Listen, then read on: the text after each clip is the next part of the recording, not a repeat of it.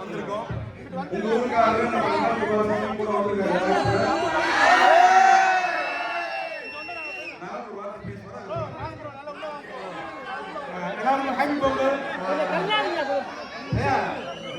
படம் எடுத்து காட்டி சார் திருச்சி கூட்டிட்டு வந்தாச்சு.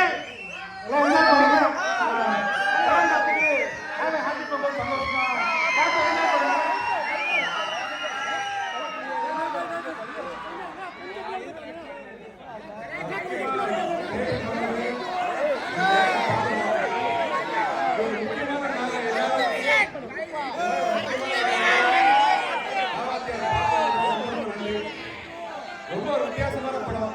ஒரு வித்தியாசமா யோசிக்க இவராலதான் முடியும்னு நினைக்கிறேன். இந்த மாதிரி ஒரு படம்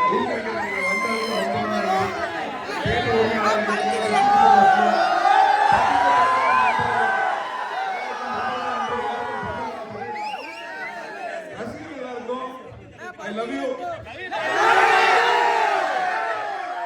ஒரு வருஷம் காக்க வச்சு இந்த படம் வர்றது இந்த வருஷம்